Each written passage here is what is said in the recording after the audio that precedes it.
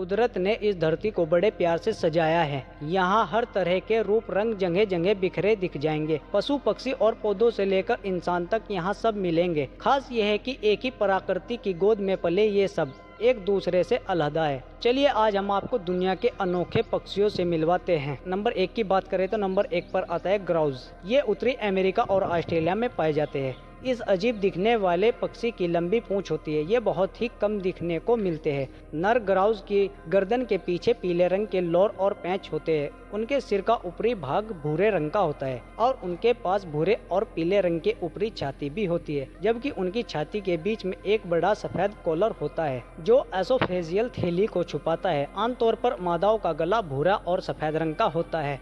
उनके पास वे एसोफेजियल थैली नहीं होती और उनकी पूंछ नर की तुलना में कुछ छोटी होती है। नंबर 2 पर आता है कोकापो। कोकापो न्यूजीलैंड में पाए जाते हैं। इनकी चोंच लंबी और पैर छोटे होते हैं। आमतौर पर ये 40 से 80 साल तक जीते हैं, इसीलिए दुनिया के सबसे लंबे समय तक जीने वाला तोता है। शरीर के मुकाबले इनके पंख काफी छोटे होते हैं। उड़ने के लिए पंखों का शरीर के साथ तालमेल बनाना जरूरी होता है, लेकिन पंख छोटे होने के कारण ऐसा नहीं कर पाते, इसीलिए ये नहीं उड़ पाते। कोकापो उड़ नहीं सकते, बस ये खुदा खुदा कर चलते हैं। भले ही कोकापो उड़ नहीं पाते, लेकिन इनकी इसी कमी से ये अपने पैरों से पूरी करते हैं। वायर्ड की रिपोर्ट के मुताबिक इनके पैर छोटे होते हैं लेकिन काफी मजबूत होते हैं, इसीलिए ये मजबूती के साथ जंप कर सकते हैं। जंप करते हुए ये पेड़ों पर चढ़ सकते हैं और फलों को भी खा सकते हैं, यानी इनके पैर ही एक तरह से पंख का काम करते हैं और नीचे उतरने पर पंख पैराशूट की तरह इन्हें जख्मी होने से बचाते हैं। ये बाज या चील से खुद को बचाने में पारंगत होते हैं। जब भी इन्हें खतरा महसूस होता है तो ये सतर्क हो जाते हैं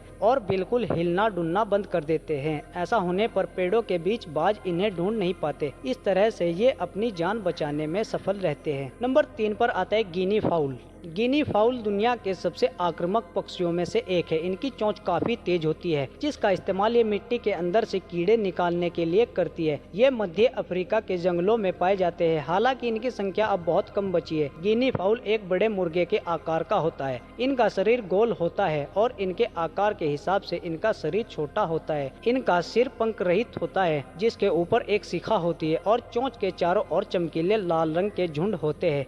इनके पंख गहरे भूरे या काले रंग के होते हैं और इनमें स्पष्ट सफेद धब्बे होते हैं। अगर आप इनके बदसूरत सिर को नजरअंदाज करें तो ये वाकई में ही बहुत खूबसूरत पक्षी है। नंबर 4 पर आता है स्पोनबिल। बड़ी कॉलोनियों में रहते हैं। अपने शिकार को ये लंबी और तेज चोंच से पकड़ते हैं। स्पोनबिल्स में ट्रायंगुलर जीभ होती है। ये अपने रहने के लिए घोंसला भी बनाते हैं। गुलाबी रंग के स्पोनबिल के पंखों के ऊपर गहरे गुलाबी रंग की पट्टी होती है और उसके नीचे से एक हल्का गुलाबी रंग होता है। उनकी आंखें भी गुलाबी लाल होती है, जो खास तौर पर आकर्षक होती है क्योंकि उनके सिर भी हल्के नीले या चांदी के रंग के होते हैं। जब वे भोजन करते हैं तो उन्हें अपनी चोंच को पानी में डालते हैं और उसे अपने साथ ले जाते हैं, और जब उन्हें लगता है कि शिकार ने उनकी चोंच के अंदर छू लिया है तो उसे वे बंद कर देते हैं और गुलाबी रंग के स्पोनबिल छोटी मछलियां, कीड़े और कुछ पौधे खाते हैं। नंबर 5 पर आती है इंकाटन। इंकाटन की शानदार मूंछें होती है जो इन्हें अजीब और फनी दोनों बनाती है।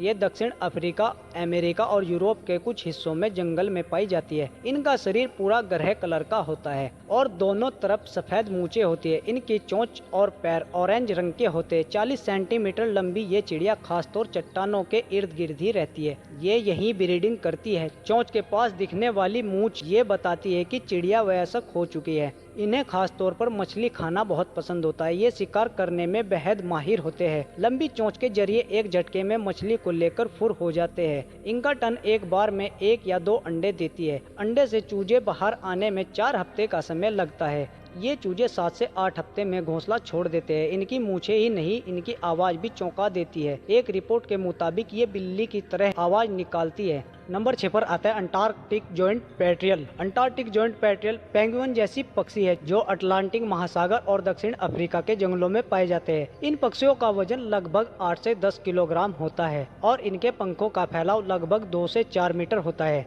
नुकीले दांत और बड़े मुंह वाले ये पक्षी बेहद भयानक होते हैं। विशाल पेट्रियल के पैर मजबूत होते हैं और वे जमीन पर प्रभावी ढंग से घूम सकते हैं। नंबर 7 पर आता है फिलीपीन एगल। फिलीपीन एगल ये दुनिया के सबसे बड़े एगल्स में से एक है। ये बंदरों से लेकर गिलहरी, सांप और यहाँ तक कि कुत्तों को अपना शिकार बना लेते हैं। ये चील की प्रजाति की है, पर दूसरी चीलों से अधिक बड़ी और ताकतवर होते हैं। ये मुख्य तौर से फिलीपींस में पाए जाते हैं। पशुओं का अध्ययन करने वाले वैज्ञानिक कहते हैं कि जिस तरह जंगल का राजा शेर होता है, उसी तरह फिलीपीन एगल आसमान की रानी है। इसे 4 जुलाई 1995 को फिलीपींस की नेशनल बर्ड घोषित कर दिया गया था। ये दुनिया भर में पाई जाने वाली एगल की 60 से अधिक प्रजातियों में से सबसे बड़ी प्रजाति है। ये करीब 34 से 39 इंच लंबी, 5 से 8 किलो वजन की होती है। मादा ईगल नर से अधिक लंबी और भारी होती है। ईगल की ताकत का अंदाजा तुम इसके पीले रंग के मजबूत पैर, नीले ब्राउन रंग के ताकतवर पंजों और नीले गहरे रंग की मुड़ी हुई चोंच से लगा सकते हो, जिसके सहारे ये अपने शिकार को फाड़ डालती है। नंबर 8 पर आती है फ्रीगेट बर्ड। ये पक्षी अफ्रीका के कैरिबियन, प्रशांत और अटलांटिक तट पर पाए जाते हैं। ये काले रंग का पक्षी होता है जिसके गले में एक लाल रंग की थैली नजर आती है।